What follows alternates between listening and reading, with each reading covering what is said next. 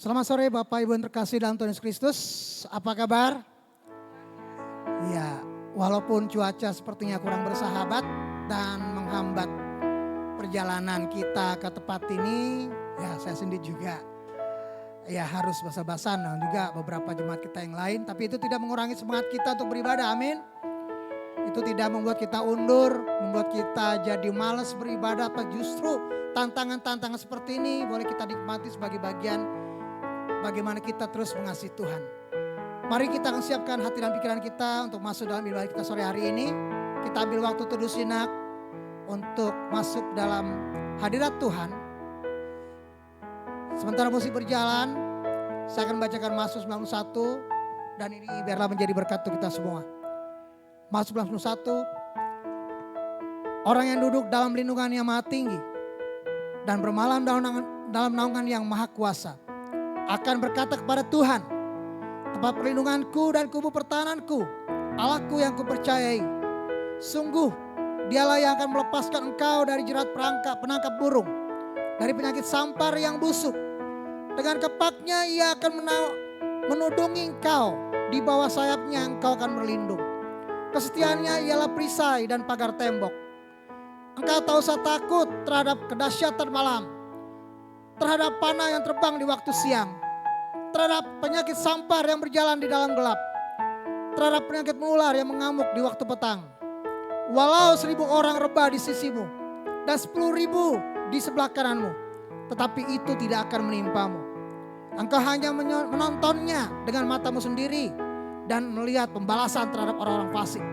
Sebab Tuhan ialah tempat perlindunganmu, yang maha tinggi telah kau buat tempat perteduhanmu. Malapetaka tidak akan menimpa kamu dan tulah tidak akan mendekat kepada kemahmu. Sebab malaikat-malaikatnya akan diperintahkannya kepadamu untuk menjaga engkau di segala jalanmu. Mereka akan menatang engkau di atas tangannya supaya kakimu jangan terantuk pada batu. Singa dan ular tedung akan kau langkahi. Engkau akan menginjak anak singa dan ular naga. Sungguh hatinya melekat kepadaku, maka aku akan meluputkannya. Aku akan membentenginya sebab ia mengenal namaku. Bila ia berseru kepadaku, aku akan menjawab. Aku akan menyertai dia dalam kesesakan. Aku akan meluputkannya dan muliakannya. Dengan panjang umur akan kukenyangkan dia dan akan kuperlihatkan kepadanya keselamatan daripadaku. Amin, haleluya. Mari kita akan sambut pujian untuk memulai ibadah kita pada saat ini. Kita pujian walau 1.000 rebah.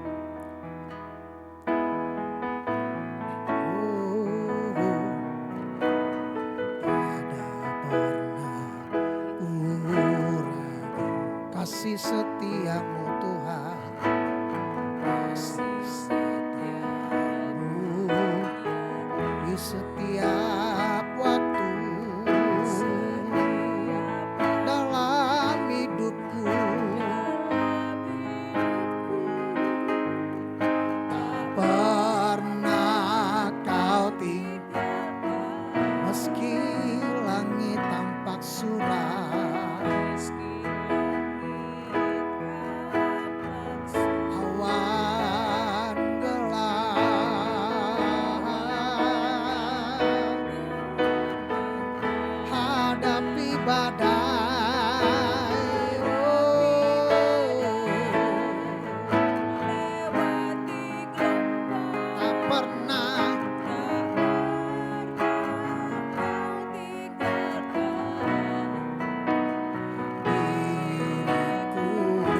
Hati katakan, walau 1.000 rebah, haleluya. Walau 1.000 rebah di sisi, kau tetaplah Allah.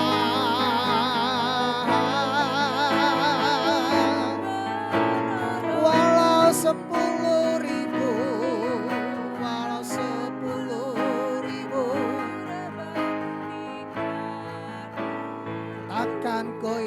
takkan ku goyah. Tolong dipujian dari awal. Tiada pernah kuragukan kasih setiamu ya Tuhan.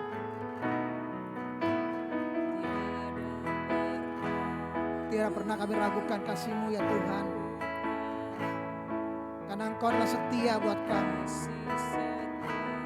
di setiap perjalanan hidup kami.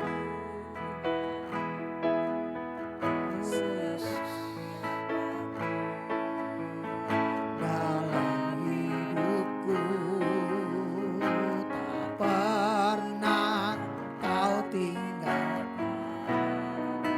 Meskipun langit tampak suram, meskipun awan gelap terus menghadang,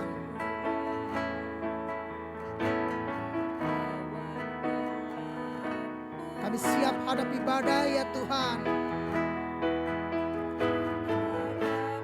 Kami siap terjang gelombang, karena kami percaya Engkau tidak akan pernah tinggalkan kami.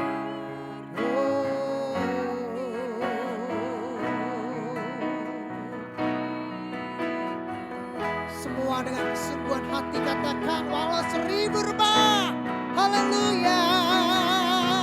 Walau 1000 rebah, Kau tetaplah Allah.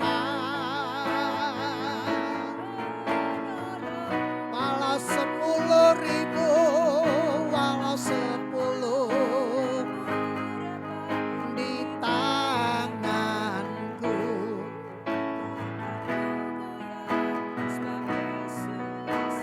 walau 10.000 rebah, walau 1000 rebah di sisi, Kau tetaplah Allah.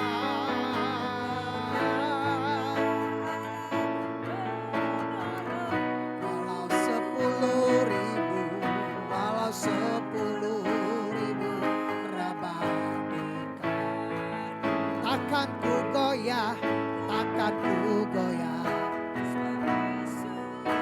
takkan ku goyah sebab Yesus sertaku.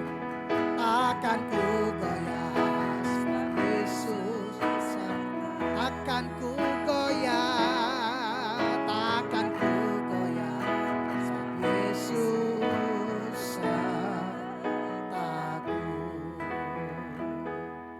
Terima kasih Tuhan sore hari ini. Kami bersyukur Tuhan untuk penyertaan yang luar biasa kepada kami hari lepas hari. Kami bersyukur Tuhan untuk segala nikmat berkat yang Kau berikan. Kami bersyukur Tuhan untuk pembelaan demi pembelaan yang kami boleh nikmati sepanjang kehidupan kami. Dan kami bersyukur Tuhan kami boleh ada hingga saat ini. Dan datang ke tempat ini untuk bersekutu, memuji nama-Mu, menyembah Engkau. Dan terlebih lagi Tuhan, kami akan mendengarkan firman-Mu yang adalah kekuatan buat kami dalam kehidupan kami yang semakin hari semakin gelap ini Tuhan. Tuhan, biar Engkau berkati ibadah kami Tuhan pada saat ini. Biar puji-pujian, penyembahan kami Engkau layakkan yang Bapa menjadi dupa yang harum dan Engkau disenangkan di atasnya Tuhan. Dan terlebih lagi Tuhan sebentar kami juga akan mendengarkan firman-Mu. Bila firman-Mu yang sebagai hamba-Mu Tuhan, itu sungguh-sungguh menuntun kami berjalan dalam terang-Mu Tuhan. Di tengah-tengah dunia yang begitu menakutkan, mengerikan saat ini Tuhan. Biar kami tetap teguh dan tegar seperti pujian yang kami naikkan tadi Bapa. Bahwa kami tidak akan goyah sebab Engkau ada beserta dengan kami. Terima kasih Tuhan, terima kasih yang berdoa Tuhan. Di tengah-tengah cuaca yang tidak bersahabat ini Tuhan. Kami rindu jemaat-jemaat kami Tuhan boleh hadir. Yang di perjalanan Kau tibakan dengan selamat dan tidak kurang suatu apapun. Yang mungkin saat ini tidak bisa hadir karena kelemahan tubuh atau apapun pergumulan mereka. Tuhan yang campur tangan karena kami percaya dalam nama Yesus ada kelepasan dan kemenangan. Terima kasih Tuhan, terima kasih. Kami sudah siap memuji Engkau, kami sudah siap bersuka cita di dalam Engkau. Dan kami sudah siap menerima berkat firman-Mu Tuhan. Terima kasih Tuhan, terima kasih. Kami bersyukur yang siap diberkati sama-sama katakan amin. Haleluya. Kita beri tepuk tangan untuk Tuhan. Ya, wow luar biasa ya, cukup banyak juga biarpun hujannya nggak ada kenal apa ya. Tapi kita semua bersyukur ya kita boleh hadir tempat ini dan kita percaya bahwa ini sebuah kebangkitan bagi anak-anak Tuhan di tengah-tengah hiruk pikuk begitu luar biasanya yang terjadi di sekitar kita saat ini. Ya, mari kita angkat pujian, bangkit serukan nama Yesus.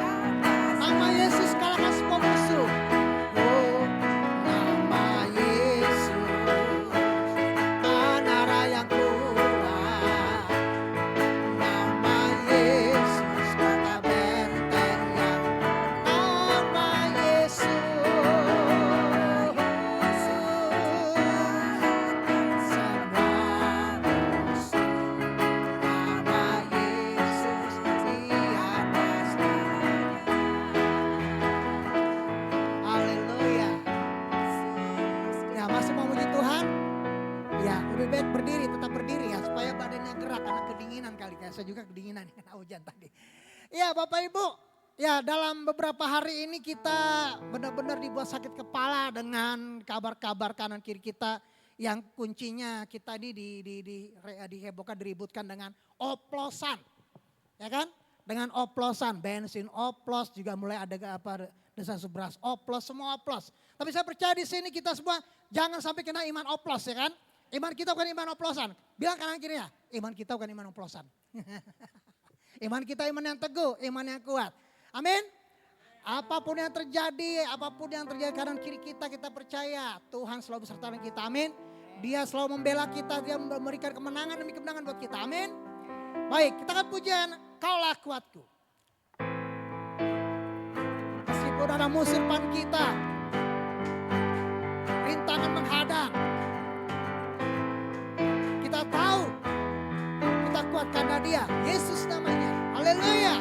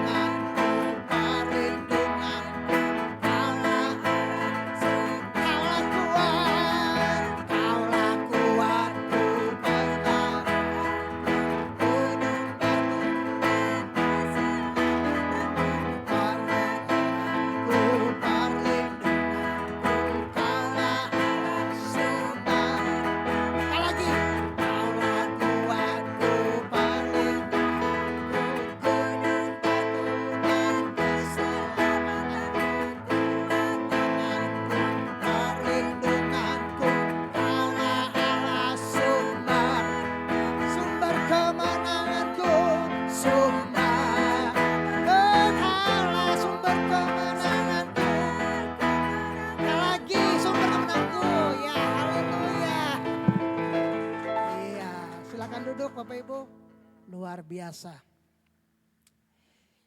Ya Bapak Ibu, saya ketika kemarin ketika buat status saya di beberapa media sosial, di tengah-tengah kita begitu khawatir dengan apa-apa yang mungkin nggak tahu terjadi ke depan bagaimana. Setiap ada keputusan-keputusan penting dari pemimpin-pemimpin kita bawahnya udah mikir aja begitu dalam. Tapi saya akan dengan firman Tuhan bahwa apapun yang terjadi, Dia tetap bersama dengan kita. Kehidupan ini kita nggak tahu ke depannya seperti apa, apakah lebih baik lebih buruk. Tapi Tapi yang pasti kita ada saat ini, itu semua karena anugerah Tuhan. Oleh sebab itu, mari kita menatap ke depan. Apapun yang terjadi, kita percaya kita tidak sendirian. Karena kita, kalaupun Tuhan izinkan melewati rintangan pergumulan, tapi endingnya Tuhan akan memberikan kemenangan. Amin. Amin. Haleluya. Kita pujian ini, kita masuk penyembahan. Kita terus menyembah Tuhan, kita akan pujian. Yesus beriku kemenangan.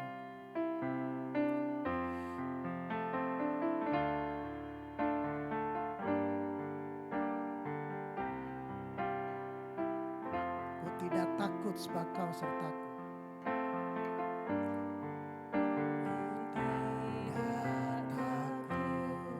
Sebab Kau besertaku, sebab Kau besertaku, ku tidak bimbang, ku tidak bimbang, sebab Kau Allahku,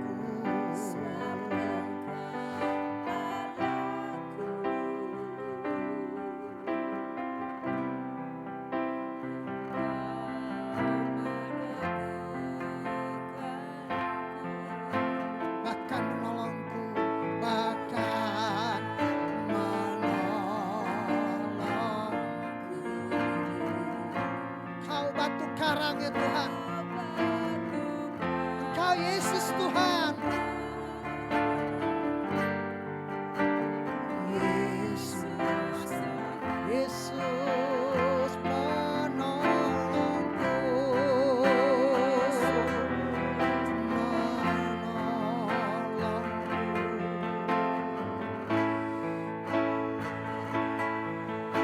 Yesus memegang kita dengan tangan kanannya yang kuat.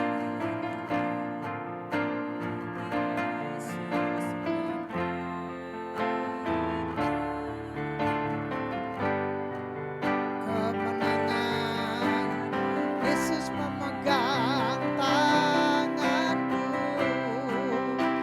Yesus memegangku dengan tangan.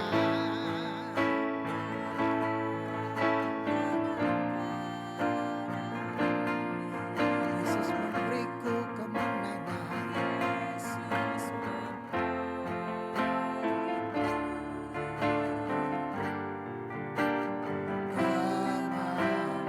Kita lagi pujian sekali lagi. Ku tidak takut sebab Kau sertaku.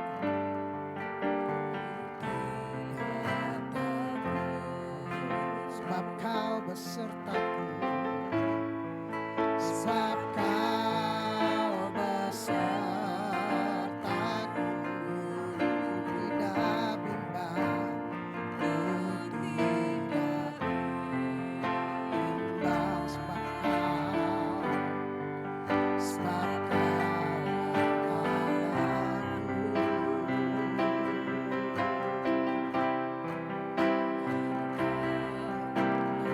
Kau teguhkan kami Tuhan, Kau terus memegang kami, menolong kami dalam perjalanan kehidupan kami. Kau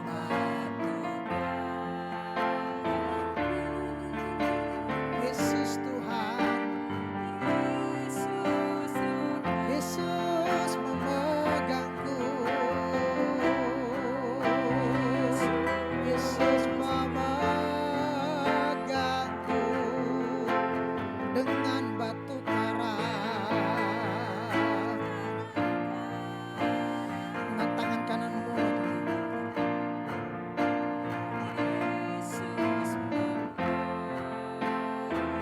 Kemenangan,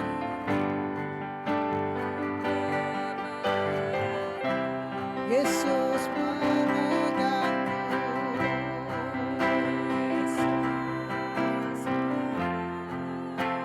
dengan tangan kananmu, dengan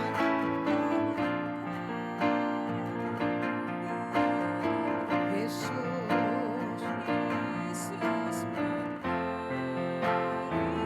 kemenangan.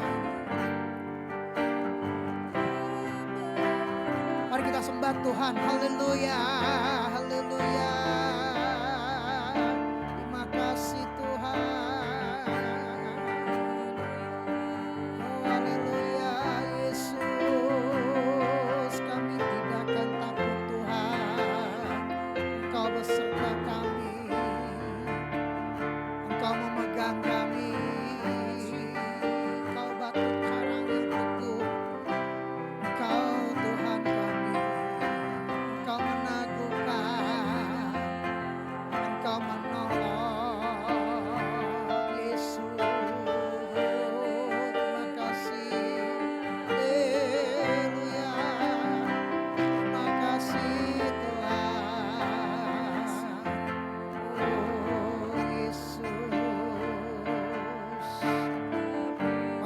tangan kami Tuhan, pegang tangan kami. Kau beri kemenangan, Kau beri kekuatan. Haleluya, haleluya. Terima kasih Tuhan. Oh Yesus, pegang tangan kami, pegang hidup kami Tuhan. Yesus memegangku, Yesus memegangku dengan tangan kananmu. Yesus memberiku, Yesus memberiku kemenangan, kemenangan. Yesus memberiku, Yesus memegangku dengan tangan kananmu. Oh haleluya, haleluya. Yesus memberi kemenangan, kemenangan. Yesus memberiku kemenangan. Yesus memberiku kemenangan, kemenangan. Yesus memberiku, Yesus memberiku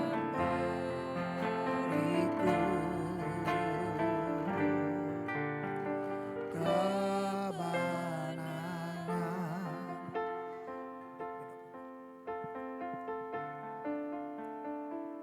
Haleluya Yesus, haleluya. Bapa kami di dalam surga, kami bersyukur lewat pujian kami. Engkau memberi kami kemenangan Tuhan Yesus. Meskipun terlihat Tuhan, kami masih penuh dengan perjuangan, tapi Engkau berjanji memberikan kemenangan kepada kami. Terutama kemenangan iman sampai Engkau datang, sampai berjumpa denganmu Yesus. Terima kasih Bapa, terima kasih. Kami percaya Engkau menerima segala pujian kami saat ini, yang sudah kami naikkan dengan kesungguhan hati kami, seruan hati kami saat ini. Terima kasih Tuhan, dan kami percaya Roh-Mu sudah ada di dalam hati kami. Siap Tuhan Yesus menyuburkan hati kami, di mana sebentar kami tidak mendengar firman-Mu. Biarlah firman-Mu boleh bertumbuh, dan kami boleh melakukannya, dan kami boleh berbuah Tuhan Yesus. Amin, haleluya. Terima kasih karena itulah yang Kau nanti dari kehidupan kami, Amin, Yesus, yaitu haleluya. buah dari Amin, kehidupan haleluya, kami glory, Yesus. Yesus. Terima kasih Terima Bapak, kasih, terima Tuhan. kasih. Ajar kami terus Roh Kudus, ingat akan semua firman-Mu Tuhan, dan kami melakukannya. Terima kasih, kami percaya Engkau sudah persiapkan hamba-Mu dengan kuasa-Mu yang luar biasa. Tuhan menegur kami, mendewasakan rohani kami. Terima kasih Bapa. Di dalam nama Tuhan Yesus Kristus kami siap mendengar firman-Mu. Haleluya. Amin. Amin.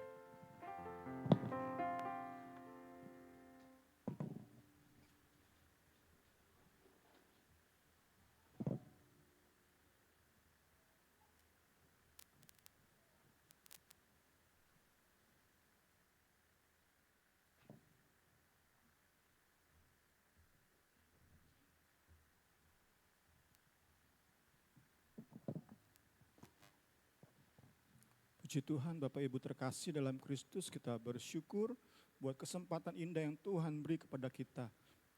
Kita bisa kembali sama-sama kita belajar kebenaran firman Tuhan yang menjadi sungguh dan sungguh jawaban penolong bagi kita, penuntun untuk kita jalani hidup ini. Puji Tuhan. Kita terus dan terus belajar dengan surat 2 Korintus sebagai sumur untuk kita terus gali kebenaran-kebenaran firman Tuhan. Tetap tidak lupa dengan pendahuluan kita, puji Tuhan.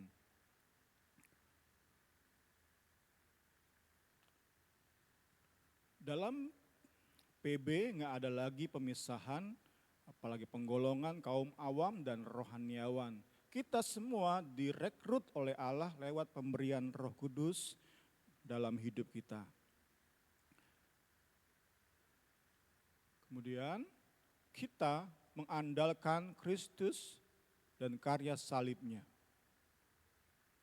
Untuk terima perkenanan Allah sehingga kita bisa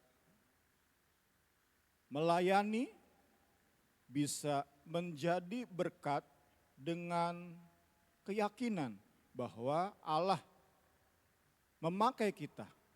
Meski kita ini manusia berdosa, tetapi dikuduskan oleh Kalvari sehingga Allah yang kudus, yang berkuasa bisa memakai hidup kita yang dosa dan lemah ini untuk berdampak kepada sesama, untuk jadi berkat bagi sesama.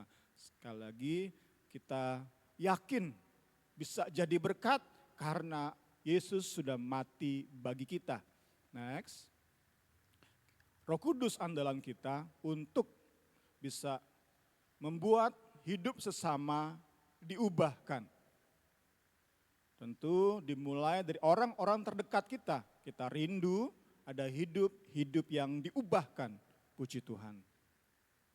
Ayat kita, ialah yang membuat kami sanggup menjadi pelayan-pelayan perjanjian baru yang tidak terdiri dari hukum yang tertulis, tetapi dari roh. Sebab hukum tertulis mematikan, tetapi roh menghidupkan. Puji Tuhan. Kita masuk ke poin kita atau bahasan kita di sore hari ini. Kita mulai dengan persiapan kunjungan. Salah satu tujuan Paulus tulis surat 2 Korintus adalah untuk ia mempersiapkan kunjungan ketiganya. Pertama, ia kunjungi kota ini, kota terbesar kedua yang ia kunjungi. Yang ia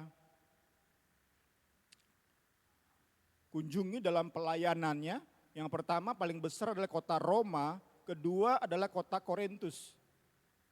Tentu banyak kota-kota lain ia kunjungi, yang paling besar tadi. Pertama Roma, kedua adalah Korintus. Di tahun 50, sekarang kan 2025. Jadi kurang lebih 2000 tahun yang lalu, tahun 50, pertama kali Paulus memberitakan Injil Kristus di kota ini. Itu yang pertama kali datang. Kemudian di tahun 55 Masehi, kunjungan kedua, kunjungan yang berakhir saat ia meninggalkan kota ini dengan sedih, duka cita, dengan kekecewaan. Sedikit narasi di bagian ini. Jadi di tahun 50 Paulus datang kota ini, layani 1,5 tahun, tinggal di Korintus, kemudian tahun 51 ia pergi diyakini ke kota Efesus. Kemudian tahun 55 Paulus tulis surat 1 Korintus.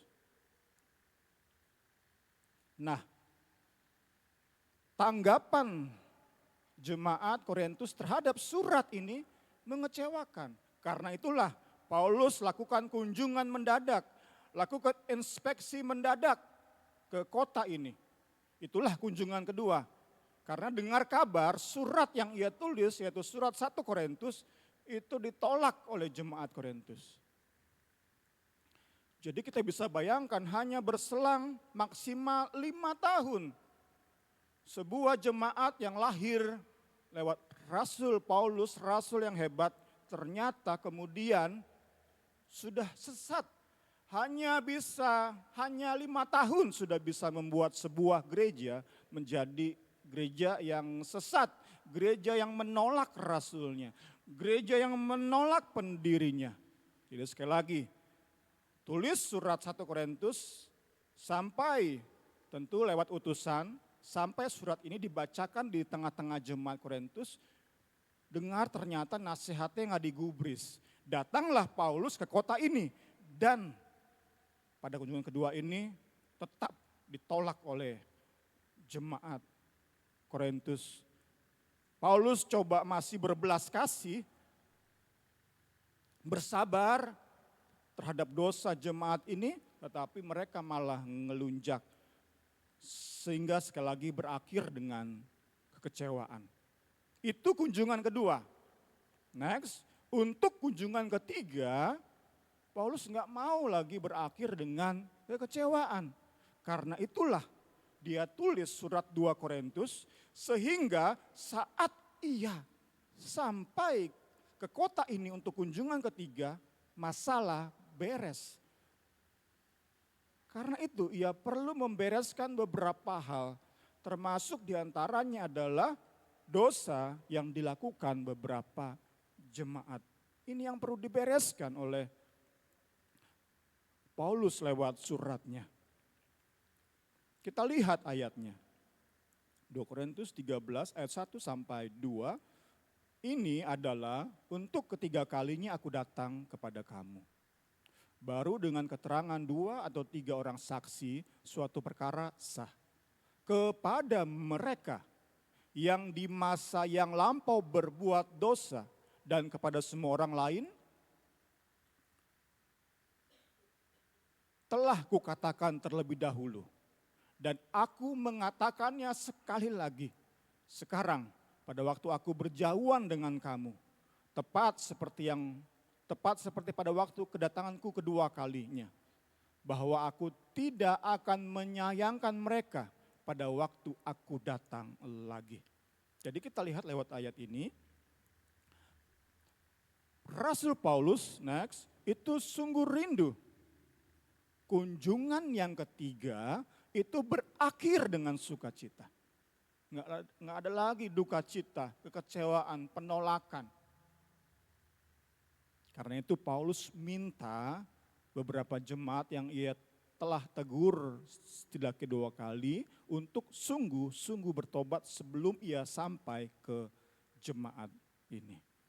Next, dan untuk mempertegas kerinduannya ini, tadi sekali lagi, ia nggak mau nasib dia seperti ketika selesai menulis surat 1 Korintus. Ia nggak mau bernasib sama. Ia nggak mau kejadian yang dahulu terulang. Karena itulah ia pertegas, siapa yang masih tetap keras hati, tetap menolak untuk taat, maka saat aku datang ketiga kali, mereka pasti akan saya hukum. Itu tadi kita baca. 1 Korintus 13 ayat 1 sampai 2. Untuk sekali lagi demi konteks, hukuman yang bisa terjadi saat itu ada 2 berdasarkan 1 Korintus dan 2 Korintus. Pertama adalah pengucilan dari persekutuan jemaat. Kedua adalah penyerahan tubuh kepada iblis. 2 pendisiplinan yang saat ini menurut saya udah nggak to date lagi ya, udah nggak up to date lagi, udah nggak kekinian. Mengapa? Pertama, dikucilkan dari jemaat, diusir dari gereja, itu zaman sekarang terlalu gampang untuk pindah gereja. Jadi hukuman ini udah nggak efektif lagi. Kalau dulu seorang jemaat diusir, dikucilkan dari persekutuan, dia lari kemana lagi? Nggak ada. Nggak ada gereja lain, lari ya ke kuil berhala. Sekali lagi dulu hukuman ini efektif banget. Kemudian diserahkan kepada iblis itu tubuh seseorang oleh doa rasul itu diserahkan kepada iblis, entah iblis itu bikin sakit atau bikin apa. Diserahkan kepada iblis, harapannya jiwa orang ini bertobat. Sekali lagi, untuk zaman ini, hukuman yang kedua ini juga udah gak efektif. Dapat kita yakini udah gak ada seorang hamba Tuhan dengan otoritas seperti Rasul Paulus ini. Jadi udah lewat zaman rasul-rasul, udah gak ada pendeta dengan otoritas seperti ini. Karena itu yang mau saya ambil lewat hukuman ini adalah bahwa di dalam Kristus itu ada hukuman.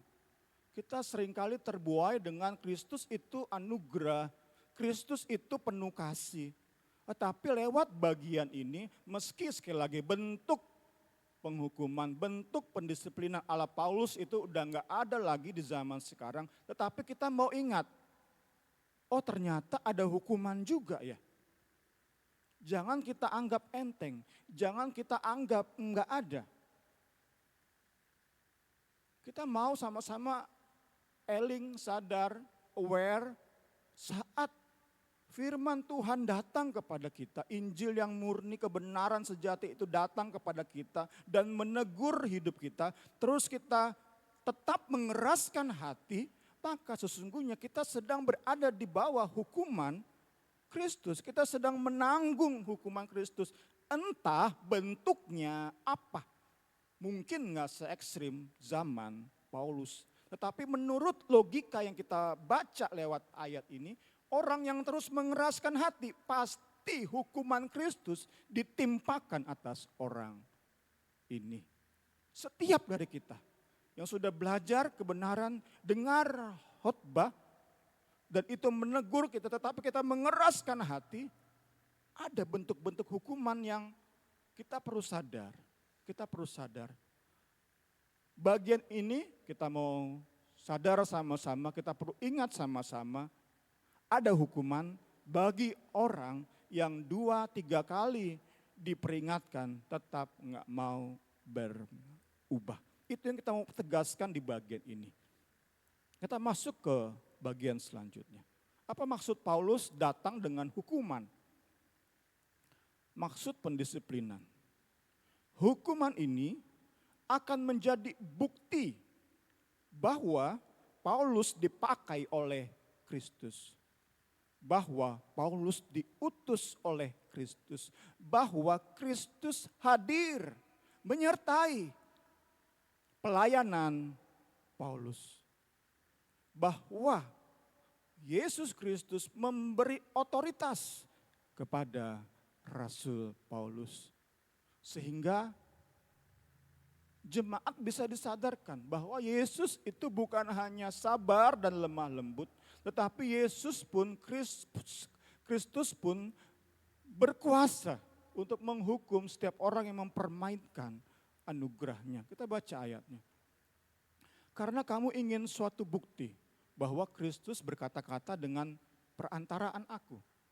Dan ia tidak lemah terhadap kamu, melainkan berkuasa di tengah-tengah kamu. Karena sekalipun ia telah disalibkan oleh karena kelemahan, namun ia hidup oleh karena kuasa Allah.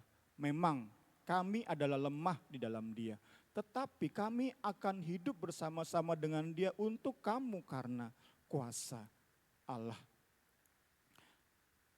Lewat ayat ini kita diingatkan.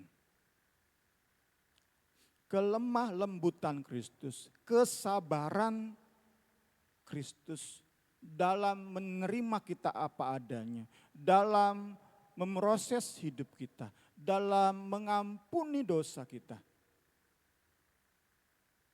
Itu tidak kemudian membuat kita merasa bahwa hukuman itu enggak ada.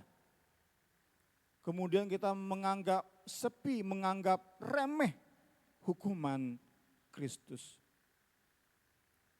Kelemah lembutan Kristus, kesabaran Kristus itu ada batasnya. Jangan kita jadikan dalih untuk bermain-main dengan dosa. Membuat kita berpikir bahwa Tuhan gak akan menghukum kita. Ini kita mau belajar. Rasul Paulus lewat surat ini mengingatkan kita. Mengingatkan jemaat Korintus pertama-tama juga kepada kita yang menerima, yang membaca, yang mempelajari suratnya. Next, bagaimana cara kita menghindari hukuman Kristus? Menghindari hukuman Kristus. Untuk terhindar dari hukuman Kristus, Paulus nasihati setiap pembaca suratnya, khususnya dulu jemaat Korintus, untuk menguji diri. Dengan bercermin pada firman, bergantung pada Roh Kudus. Setiap pembaca 2 Korintus diajak untuk teliti melihat diri sendiri. Diwakili dengan kata menguji dan meneliti, menyelidiki, maaf. Kita lihat ayatnya. Ujilah, jadi kita sore hari ini banyak di 2 Korintus pasal 13. Ujilah dirimu sendiri, apakah kamu tetap tegak di dalam iman. Selidikilah dirimu, apakah kamu tidak yakin akan dirimu bahwa Kristus Yesus ada di dalam diri kamu. Sebab jika tidak demikian kamu tidak tahan uji. Dalam terang firman dan Roh Kudus, kita belajar di bagian ini. Penyelidikan diri sendiri, pengujian diri sendiri itu mengubahkan Kristus yang datang dengan hukuman menjadi Kristus yang datang dengan kuasa membangun kita, kuasa meneguhkan kita, kuasa menguatkan kita, kuasa memberi kemenangan kepada kita. Sekali lagi, lewat ayat ini kita belajar. Lewat 2 Korintus 13 ayat 1 sampai 5 kita belajar. Teliti, menguji, selidik diri itu mengubah Kristus yang datang. Tadi kan Paulus siap datang nih dengan hukuman. Tetapi saat jemaat Korintus mau selidiki diri, uji diri, maka Paulus yang datang, kita gampangnya Paulus ya Kristus datang. Paulus datang, Kristus datang. Karena tadi, kamu meragukan bahwa aku berkata-kata demi Kristus. Kristus mempercayakan otoritas kepadaku. Hati-hati, kata Paulus. Kalau kalian gak uji diri, selidiki diri, maka kalian akan tetap di sini. Aku akan datang dengan otoritas Kristus untuk menghukum, untuk menghancurkan kamu. Tadi contoh sederhananya, akan dibuat sakit, akan diserahkan kepada iblis, dan jika tetap nggak bertobat, tetap hati ini nggak bertobat, neraka akhirnya. Karena itu kita belajar lewat bagian ini. Selidik diri, uji diri itu penting banget untuk memastikan bahwa kita itu hidup di dalam kekuatan, perkenanan, kemenangan yang Kristus sudah siapkan bagi kita saat Ia hadir di hidup kita. Saat Ia menyatakan perkenanannya atas hidup kita. Ada kemenangan, ada kekuatan. Kita ditumbuhkan, kita dibangunkan kehidupan rohani kita.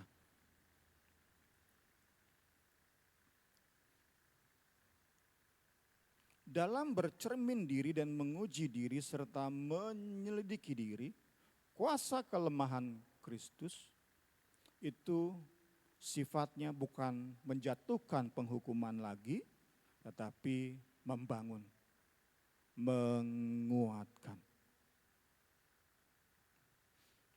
Dengan kuasanya untuk membangun, menguatkan kita. Asal kita mau, ayo belajar, ayo berjuang, selidiki diri, uji diri, lebih hari lebih teliti. Maka pasti, dipastikan lewat pembelajaran kita sore hari ini, Kristus datang dengan kuasanya untuk membangun kita, untuk menguatkan kita. Apapun masalah, apapun pencobaan, apapun godaan, Kristus datang, Kristus hadir, memberi kekuatan, memberi kemenangan. Puji Tuhan. 2 Korintus 13 ayat 10 Saya bacakan dalam terjemahan sederhana Indonesia. Karena itulah saya menulis surat ini sebelum saya datang kepada kalian. Supaya waktu saya tiba, saya tidak perlu menggunakan otoritas dari Tuhan untuk menjatuhkan hukuman berat. Next.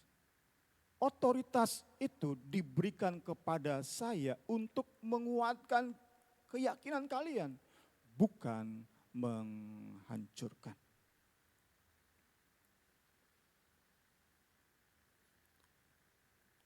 Saya ingin perdalam tentang kuasa menghancurkan dengan kuasa menguatkan dari Kristus yang tersalib.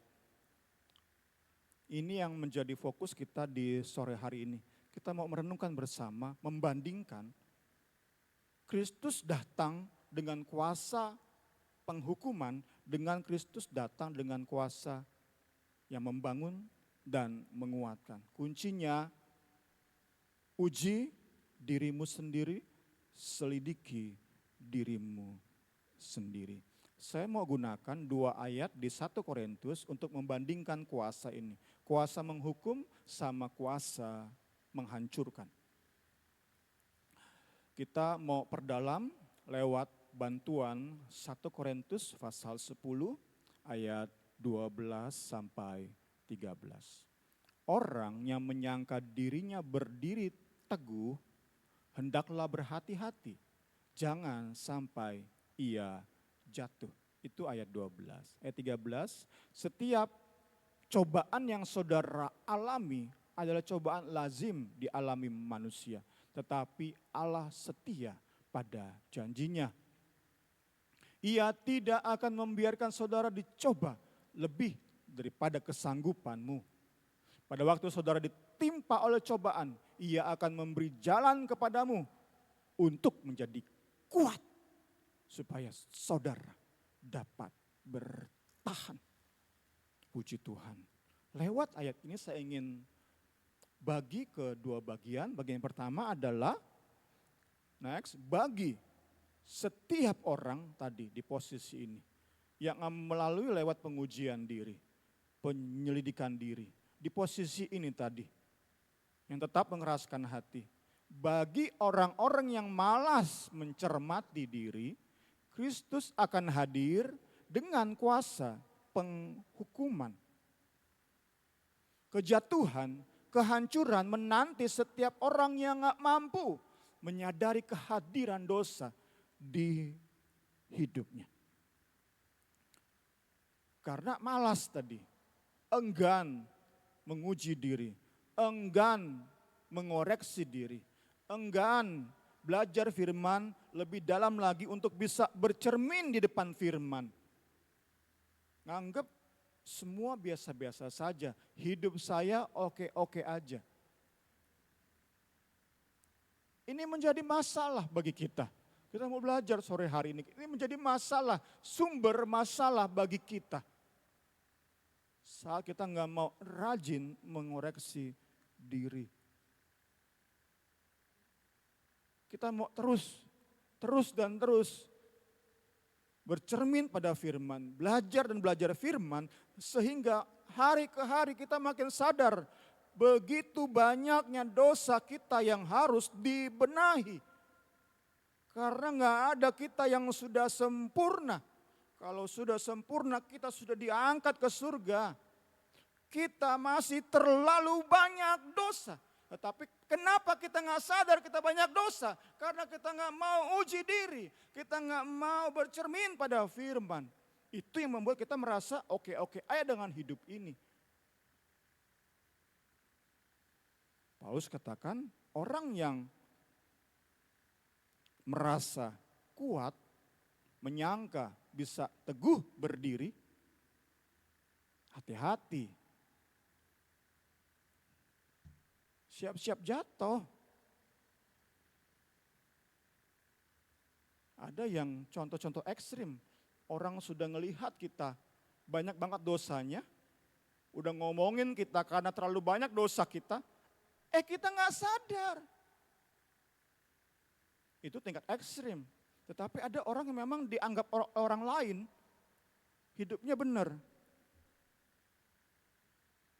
Tapi sesungguhnya di dalam hidup kita ini banyak dosa. Banyak pencobaan-pencobaan masih hadir di hidup kita. Godaan-godaan masih bercokol. Coba terus bertumbuh, bertunas di hati kita. Kita belajar dan belajar. Kita sungguh amat rindu janji di 1 Korintus 10 ayat 13 itu jadi bagian kita. Allah yang setia. Allah yang gak pernah tinggalkan kita. Yesus yang pegang tangan kita. Itu akan terus memproses hidup kita, memurnikan kita, melepaskan kita dari setiap ikatan-ikatan dosa kita, menyingkirkan berhala-berhala di hidup kita. Yesus yang janji, lewat Rasul Paulus, Yesus janji, Allah kita berjanji. Godaan yang ada di hidup kita nggak mungkin melampaui kekuatan kita. Cobaan, dosa yang bercokol di hidup kita nggak mungkin kemudian menguasai dan menindas kita. Firman Tuhan janji kepada kita, asal kita mau uji diri, dosa nggak mungkin menjajah kita. Yesus berjanji, aku setia.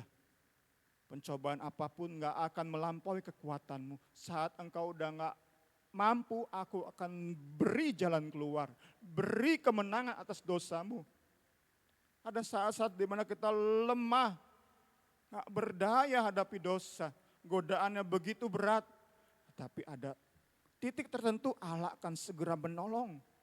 Haleluya, haleluya. Saat kita mau uji diri, saat kita nggak peduli dengan dosa kita, saat kita lebih senang koreksi orang lain, nilai orang lain, lihat orang lain, selidiki orang lain daripada diri sendiri. Di sini posisi kita, kita anggap Yesus yang mati sebagai orang yang lemah, kita anggap dia akan terus berbelas kasihan kepada kita. Oh tidak, kita belajar sore hari ini. Ada saat ia datang dengan kuasa yang menghukum. Kita belajar. Allah Roh Kudus mampukan kita untuk belajar. Ada orang-orang, ada saat bahkan kita menghadapi godaan, kita bukannya jauhi, kita bukannya lari dari godaan, kita malah masuk ke dalam godaan tersebut. Seperti 1 Korintus 6 ayat 18. Jauhkanlah dirimu dari percabulan. Itu nasihat Paulus. Karena berarti ada orang-orang yang dekat-dekat sama percabulan. Kita sebagai pria-pria sadar, saya pribadi sadar lemah terhadap wanita. Ya saya berarti nggak boleh dekat-dekat dengan wanita lain selain my lively wife ya, tercinta ini ya, terkasih ini, tercantik ini. Nggak boleh saya dekat-dekat dengan yang lain. Karena saya tahu berarti saya sedang tidak jauhi dosa, tidak jauhi percabulan. Tetapi tetap ada saat di mana kita lemah. Ada saat di mana kita mau nggak mau itu intervensi ilahi. Itu campur tangan sorga, tolong kita tangkap. Kita ada saat di mana kita udah sebagai manusia dalam kelemahan kita. Tuhan minta tadi, uji diri, selidiki diri. Maka kita nggak akan kebablasan dengan dosa kita. Kita nggak akan terlalu jauh dengan dosa kita.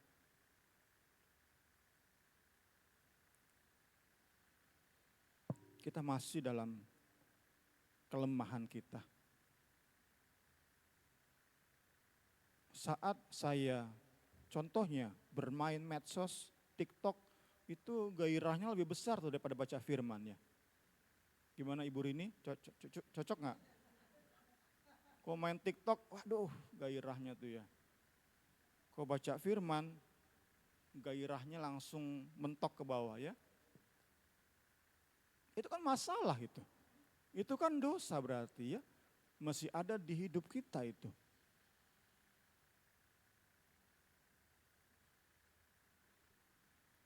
Tetapi kita diyakinkan oleh bagian firman Tuhan ini. Ia nggak akan membiarkan kita dicobai melampaui kemampuan kita, kesanggupan kita. Saat kita dicoba, digoda, ia akan memberi jalan kepadamu. Supaya kita kuat.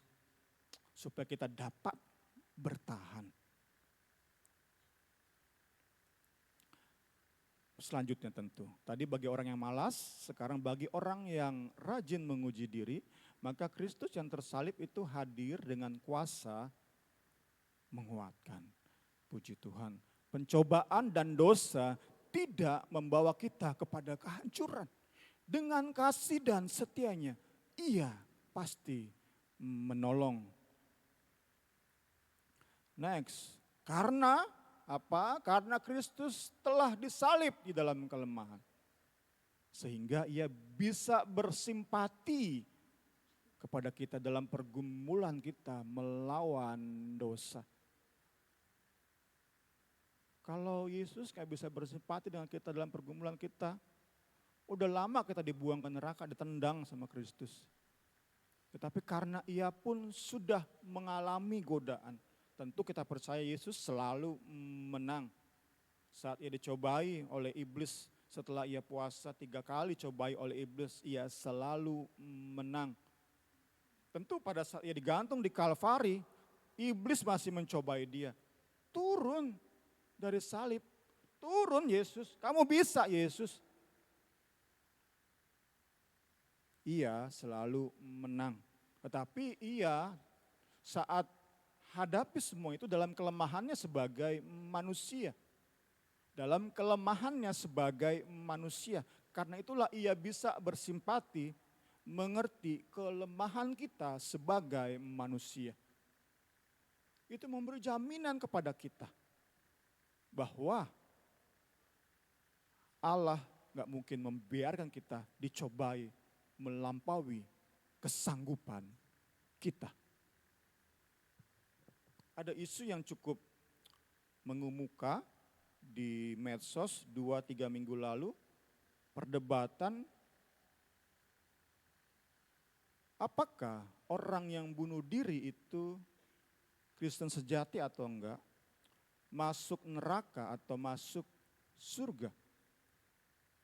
Pihak seperti Pendeta Budi Asali dan Pendeta Esra Soru itu berkata, gak mungkin Kristen sejati itu bunuh diri.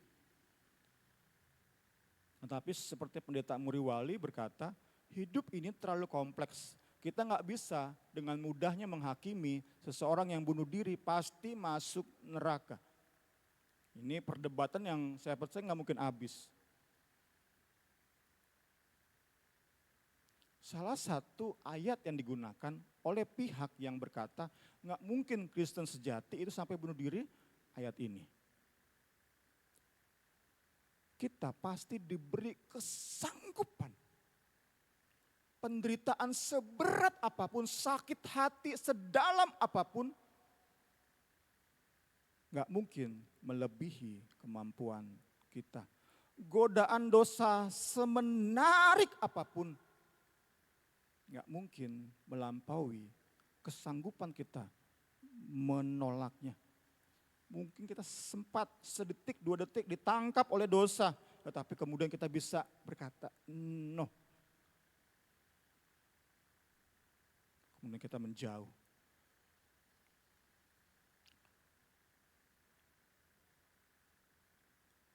Entah yang benar mana, tadi tentang bunuh diri, tetapi kita mau sama-sama sore hari ini mengimani ayat ini.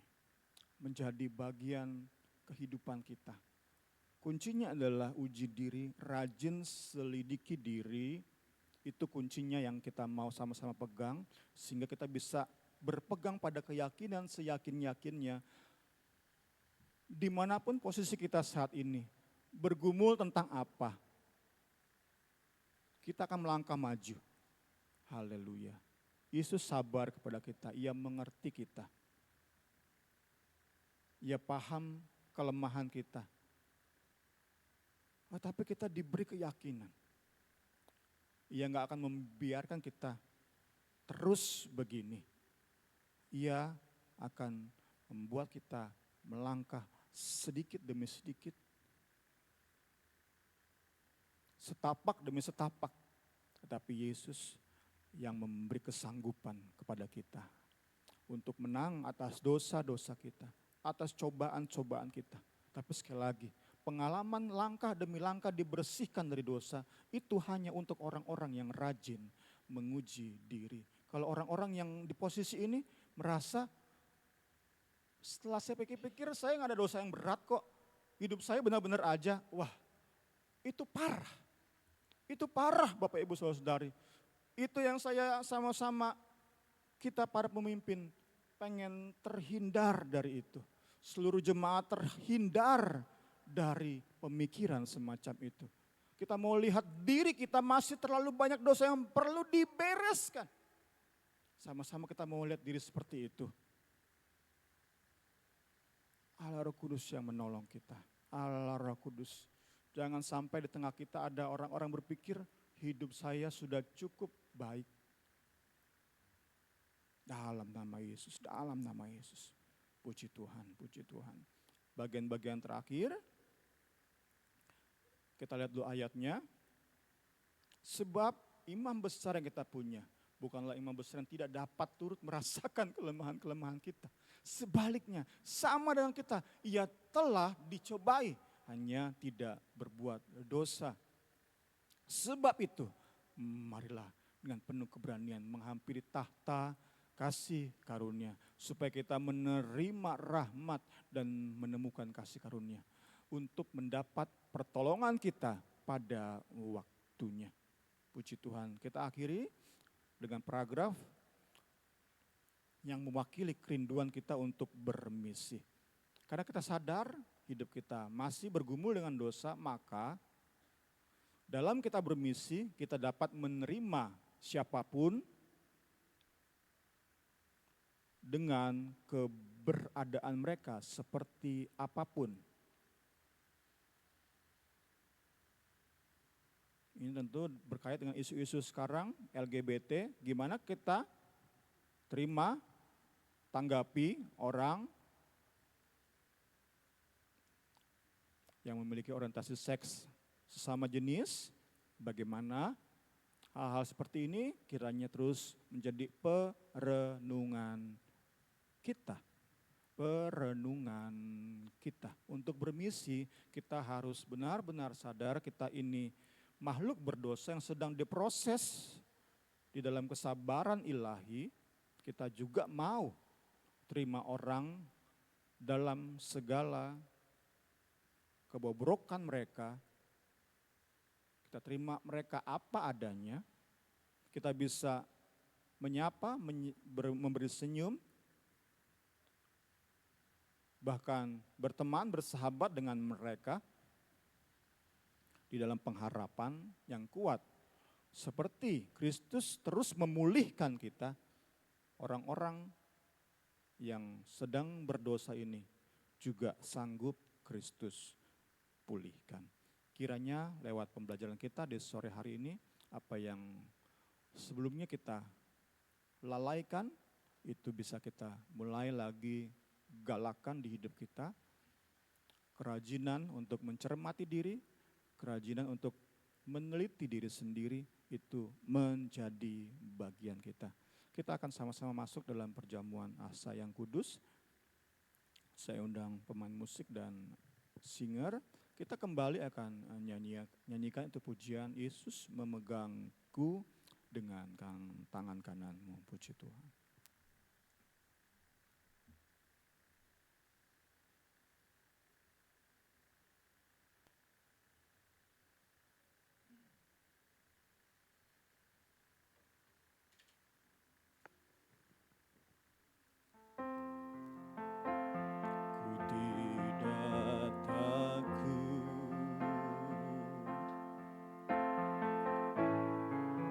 Sebab kau besertaku,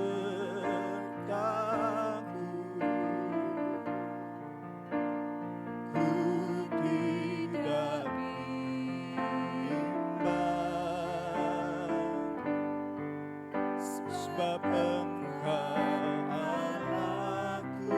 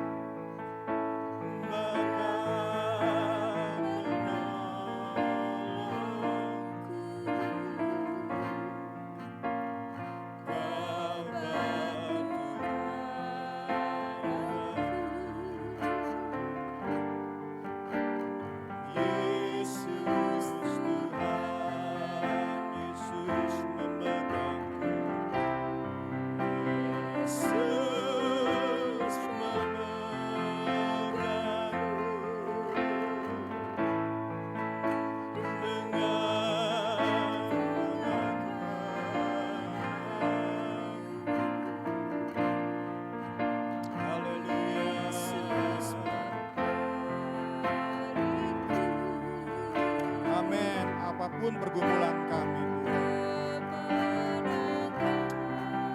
dosa-dosa yang terus menggocoh hidup kami, Engkau Yesus yang memberi kemenangan. Engkau Yesus yang memberi pertolongan. Haleluya, haleluya. Karena Engkau Allah yang sedia. Haleluya.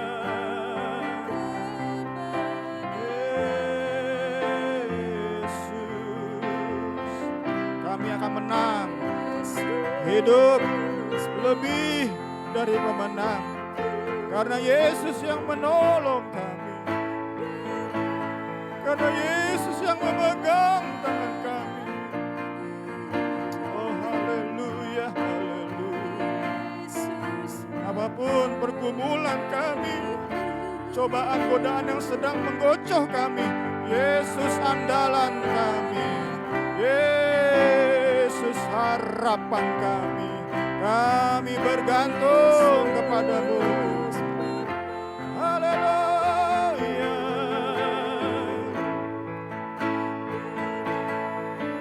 Tangankan glory, ya glory, hanya kemuliaan hanya bagi Yesus. Oh haleluya, haleluya. Yesus memegangku.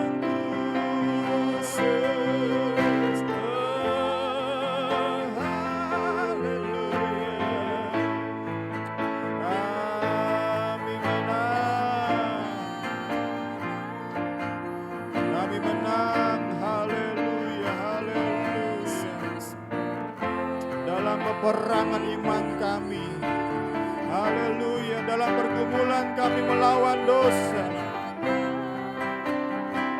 Yesus.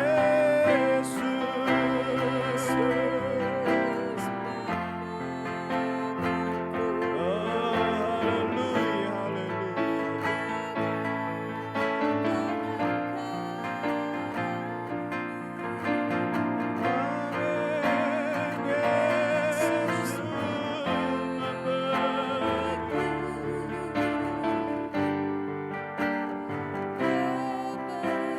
Haleluya, haleluya. Kami akan bersekutu dengan tubuh dan darah. Oh, haleluya. Kami percaya menjadi kesempatan yang indah Tuhan. Untuk kami kembali melihat hati kami Tuhan Yesus. Saat kami masuk ke perjamuan asa yang kudus. Kesempatan indah untuk kami kembali menyelidiki hati kami. Apakah kami mengasihi Engkau lebih dari semua? Apakah kami mengasihi Engkau ya Yesus lebih dari pasangan hidup kami? Lebih dari anak-anak kami? Apakah kami mengasihi Engkau Yesus lebih dari harta kami? Lebih dari pekerjaan kami? Lewat perjamuan asa yang kudus, di dalam pertolongan Allah Roh Kudus, kami percaya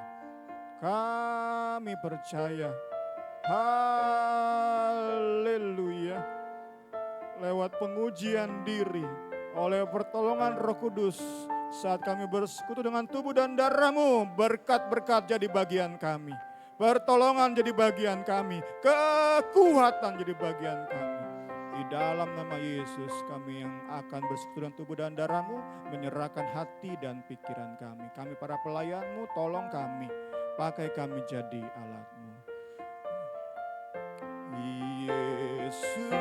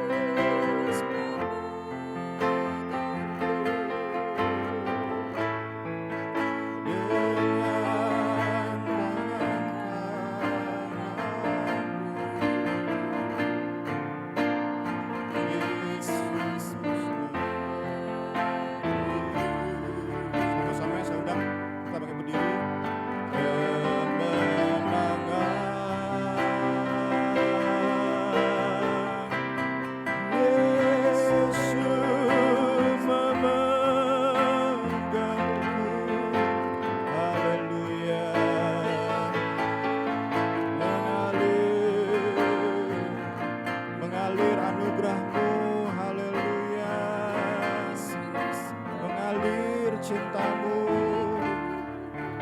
di dalam nama Yesus, anak domba Allah sudah tersembelih bagi kami. Kami mohon Tuhan, kami rendahkan hati kami, biar mengalir kuasa-Mu, mengalir cinta-Mu bagi kami sore malam hari ini. Kami mohon Tuhan, kami mohon saat kami bersekutu dengan tubuh dan darah-Mu, anugerah-Mu mengalir, menguatkan, meneguhkan kami, memampukan kami. Haleluya, haleluya.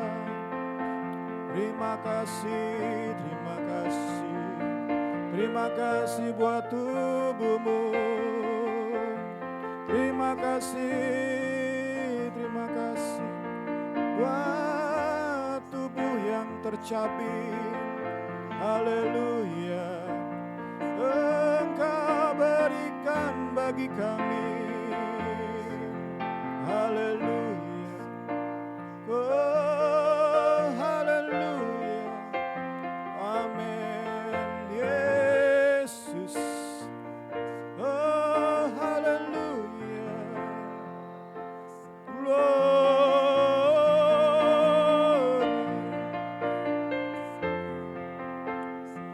Amin, amin. Amin, amin. Kami Tuhan, kami Yesus, kami datang Tuhan. Oh, haleluya, haleluya. Dengan keberanian Tuhan yang Kau berikan di Kalvari, kami datang dengan keberanian. Datang di hadapan tahta kudus-Mu, tahta kasih karunia-Mu. Kami butuh pertolongan Tuhan, kami butuh pertolongan. Kami sedang bergumul mungkin dengan sakit, kami butuh pertolongan Tuhan. Kami butuh pertolongan untuk ekonomi kami Tuhan. Haleluya, haleluya, haleluya. Kami butuh pertolongan karena keluarga kami Tuhan. Karena anak-anak kami, karena orang tua kami. Karena suami dan istri kami. Kami butuh pertolongan. datang, kami datang. Dengan segala kerendahan hati kami datang. Haleluya.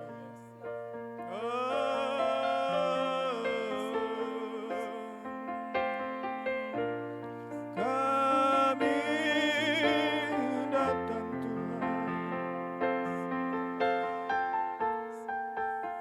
Terima kasih, terima kasih. Terima kasih.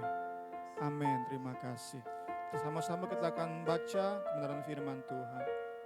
Sebab apa yang telah kuteruskan kepadamu telah aku terima dari Tuhan, yaitu bahwa Tuhan Yesus pada malam waktu ia diserahkan, amin, amin, mengambil roti dan sesudah itu ia mengucap syukur atasnya.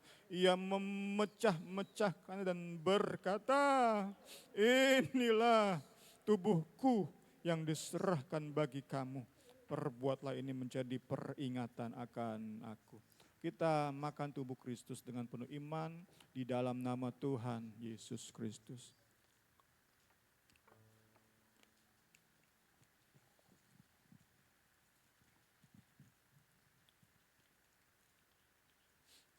Haleluya, haleluya, haleluya. Kami percaya hanya oleh darah-Mu Tuhan kami beroleh kemenangan. Amin. Saat kami menang, kami tahu bukan karena kami, tetapi karena Yesus sudah menang di Kalvari. Haleluya, haleluya. Demikian juga ia mengambil cawan sesudah makan dan berkata, cawan ini adalah perjanjian baru yang dimeteraikan oleh darahku. Perbuatlah ini setiap kali kamu minumnya menjadi peringatan akan aku. Kita minum darah Kristus dalam nama Yesus Kristus. Glory, glory. Terima kasih, anugerah-Mu besar dan besar bagi kami. Kita bersyukur kepada Tuhan. Saya mohon dengan hormat Bapak Amos untuk berdoa.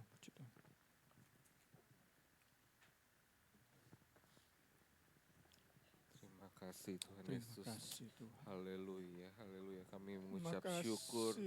Terima kasih Tuhan untuk kasih setiamu bagi kami Tuhan. Amen. Tuhan anugerah-Mu bagi kami Tuhan. Amen. Kami sungguh bersyukur memiliki Allah yang begitu mengasihi kami. Amen. Allah yang mendidik kami Tuhan. Amen. Allah yang memperhatikan setiap kehidupan kami. Amen. Allah yang menolong Tuhan. Amen. Kasih-Mu begitu lembut Tuhan. Kasih-Mu begitu manis dalam setiap kehidupan kami. Kami yang mungkin mengecewakan Engkau Tuhan. Kami mungkin yang sering menyakiti hati-Mu Tuhan. Kau tidak pernah bosan-bosannya mendidik kami Tuhan. Tidak pernah bosan-bosannya merangkul kami. Tidak pernah lelahnya Engkau mengasihi kehidupan kami Tuhan. Terima kasih Tuhan Yesus, terima kasih untuk kasih-Mu yang begitu besar. Untuk kami boleh terus disadarkan Tuhan. Untuk kami boleh terus tunduk akan Engkau Tuhan. Untuk kami boleh terus menyangkal diri kami Tuhan. Menekan setiap ego kami Tuhan. Roh Kudus yang memampukan kami untuk melakukan setiap pekerjaan firman-Mu. Melakukan setiap perkara firman-Mu dalam kehidupan kami Tuhan. Kami percaya Roh-Mu berkuasa atas kehidupan kami. Roh-Mu berkuasa atas kehidupan kami Tuhan. Terima kasih Tuhan Yesus, terima kasih. Terus menolong kami Tuhan dalam pengiringan kami akan Engkau. Untuk kami boleh sampai garis akhir Tuhan iman kami. Kita percaya kepadamu lewat setiap tantangan Tuhan, lewat setiap hadap yang kami harus hadapi di tengah dunia ini Tuhan. Kami percaya Engkau Allah yang bersama dengan kami. Roh Kudus berserta dengan kami Tuhan. Menerangi setiap jalan kami. Mengarahkan kami ke jalan yang benar Tuhan. Mengkoreksi setiap kehidupan kami. Kami mau belajar terus bercermin kepada firman-Mu Tuhan. Biar firman-Mu yang mengkoreksi setiap kehidupan kami. Mungkin kami berdiri di jalan yang salah Tuhan. Di arah yang salah. Tapi Roh Kudus bekerja dengan lembut, dengan luar biasa Tuhan mengarahkan kehidupan kami. Untuk kami boleh kembali ke dalam jalan-Mu yang benar Tuhan, yang menerangi setiap kehidupan kami. Terima kasih untuk firman-Mu, terima kasih untuk perjamuan asa yang kudus Tuhan. Terima kasih Tuhan Yesus, terima kasih yang memberkati hamba-Mu yang telah menyampaikan kebenaran kebenaran firman-Mu Tuhan. Kau pakai kehidupannya lebih luar biasa. Taruh belas kasih-Mu dalam kehidupannya. Tambah-tambahkan hikmat ilahi daripada Tuhan. Menyikapkan rahasia kebenaran firman-Mu. Jadi pengetahuan bagi kami untuk kami semakin mengenal Engkau Tuhan Yesus. Terima kasih Bapa yang baik, terima kasih. Bentar kami akan memberikan persembahan Tuhan Yesus. Kau yang memberkati setiap hati kami Tuhan, berikan kami motivasi yang benar dalam memberi untuk pekerjaan pelayanan Tuhan di tempat ini. Semuanya untuk hormat kemuliaan bagi nama Tuhan. Terima kasih Tuhan Yesus, terima kasih. Menjadi sembahyang kami perasaan dalam nama-Mu saja. Tuhan Yesus Kristus kami berucap syukur. Haleluya. Amin.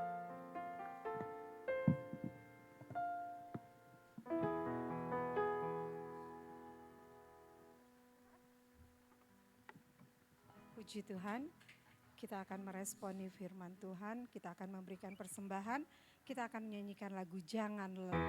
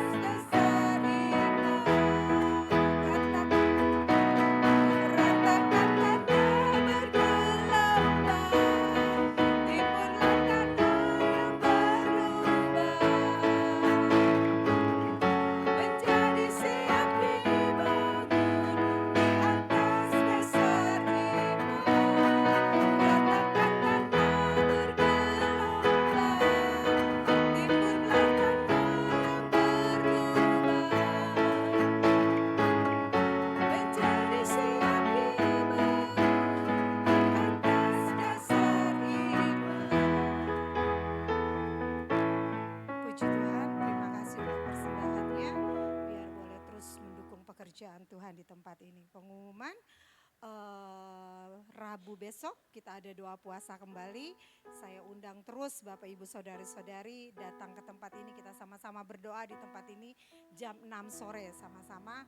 Kalau yang bisa berpuasa, kita sama-sama berpuasa dan bukanya di tempat ini. Dan Zoom kami juga masih ada Selasa dan Jumat, dan ibadah raya masih tetap sama jam 5 sore. Tapi ibadah raya besok agak spesial karena kita akan merayakan ucapan syukur. Persekutuan Doa Injil sudah melewati 2 tahun. Tepatnya sebenarnya hari Rabu besok tanggal 5 Maret. Kami 5 Maret 2 tahun lalu memulai di rumah. Persekutuan Doa Injil ini sampai ada saat ini kami tahu itu semua karena kemurahan Tuhan, karena pertolongan Tuhan. Kami juga tidak tahu ke depannya bagaimana nanti, tapi kami percaya kalau 2 tahun Tuhan tolong, kami percaya tahun-tahun selanjutnya, hari-hari selanjutnya Tuhan pasti tolong. Jadi saya undang Bapak Ibu yang ada saat ini minggu depan datang lagi ya. Kita sama-sama mengucap syukur di tempat ini. Kita akan ada Ramatama agak spesial nanti minggu depan. Itu saja pengumuman dari kami. Saya undang bangkit berdiri, kita akan tutup ibadah kita saat sore hari ini. Kita akan naikkan lagu Bapa Terima Kasih.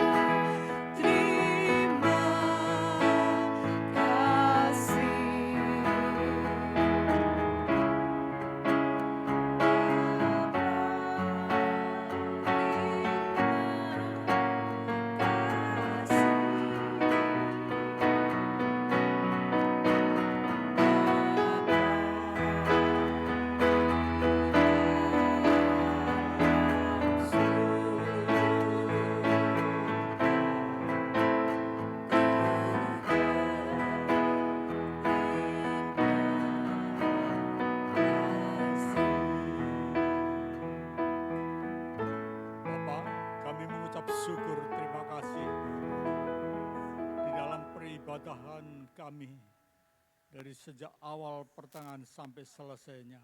Kami percaya Tuhan, Engkau sudah melawat setiap kami, boleh mendengarkan firman-Mu yang terus menegur kami, menasihati kami, mengingatkan setiap kami Tuhan,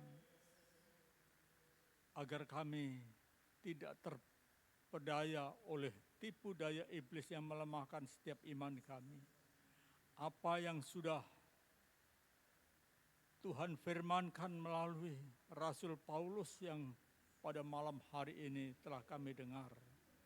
Biarlah firman-Mu itu terus tinggal di dalam setiap loh hati kami, meneguhkan setiap iman kami, dan percaya bahwa Engkaulah Yesus, Tuhan dan Juru Selamat kami. Oleh karenanya Bapa, biarlah perjalanan hidup kami semakin diteguhkan iman kami. Kami percaya ketika firman-Mu ada di dalam setiap loh hati kami, maka perjalanan hidup kami tidak goyah dengan apapun situasi yang harus kami jalani. Terima kasih Tuhan buat berkat firman-Mu. Hamba-Mu yang sudah menyampaikan isi hati-Mu, terus pakai hamba-Mu menjadi alat yang heran. Urapi dengan pengurapan yang baru. Singkapkan terus rahasia-rahasia firman-Mu. Biarlah semakin lebih dan lebih lagi di dalam melayani Engkau dengan ketulusan hati, apapun yang akan terjadi. Sebab Engkau selalu memakai hamba-Mu ini untuk menjadi alat di tangan Tuhan yang ajaib. Berkati pelayanan hamba-Mu, berkati rumah tangganya, berkati anak-anak yang saat ini sedang menimba ilmu. Biarlah roh hikmat, akal budi, serta kepandaian senantiasa terus menyertai baik Yefta maupun Yesi, sehingga Engkau buat berhasil dan beruntung dalam segenap jalannya. Terima kasih Tuhan, memberkati sidang jemaat yang sudah hadir bersama-sama dengan kami. Jadikan berkat di tengah-tengah kehidupannya. Keluarga rumah tangga diberkati oleh Tuhan. Usaha mata pencaharian pelayanannya diberkati oleh Tuhan dalam nama Yesus. Serta apapun yang sudah menjadi pengorbanannya, Tuhan Engkau sanggup mengembalikan berlipat-lipat ganda atas segala apa yang sudah mereka berikan bagi pekerjaan Tuhan di tempat ini. Terima kasih Tuhan Yesus. Sebentar kami akan beramah tamah. Tuhan terus Engkau hadir melawat setiap kami Tuhan. Berikan kami damai sejahtera, sukacita-Mu terus mengalir dalam kehidupan kami. Sehingga di dalam ramah tamah, apapun yang bisa kami nikmati, kuduskan dengan kuasa firman-Mu, biarlah semua menjadikan sumber pertolongan dan kekuatan bagi setiap tubuh kami. Dan kami boleh kembalikan untuk hormat kemuliaan bagi nama-Mu. Sebentar kami akan kembali ke rumah masing-masing sebagaimana Tuhan telah menyertai ketika kami datang ke tempat ini tiba dengan selamat dan tidak berkekurangan sesuatu apapun. Demikian juga kembalinya Tuhan melindungi, menyertai perjalanan kami. Terima kasih Tuhan, semua hamba-hamba-Mu yang mengambil bagian melayani pekerjaan-Mu Tuhan, baik tim musik, singer, WL, Tuhan memberkati jeripaya mereka, terus pakai mereka menjadi alat di tangan-Mu Tuhan. Terima kasih Tuhan, saudara-saudaraku yang Tuhan Yesus kasih, ulanglah dengan damai sejahtera dan terimalah berkat Tuhan. Tuhan memberkati engkau dan melindungi engkau. Tuhan menyinari engkau dengan wajah-Nya dan memberikan kepadamu damai sejahtera. Tuhan menghadapkan wajah-Nya kepadamu dan memberikan damai sejahtera, anugerah dan rahmat dari Allah Bapa, kasih sayang yang sempurna dari Tuhan Yesus Kristus, dan oleh persekutuan Roh Kudus, kiranya tetap tinggal menyertai engkau dari saat ini hingga terus kekal selama-lamanya. Hanya di dalam nama Tuhan Yesus Kristus kami sudah terima berkat Tuhan. Haleluya. Haleluya. Haleluya. Amin.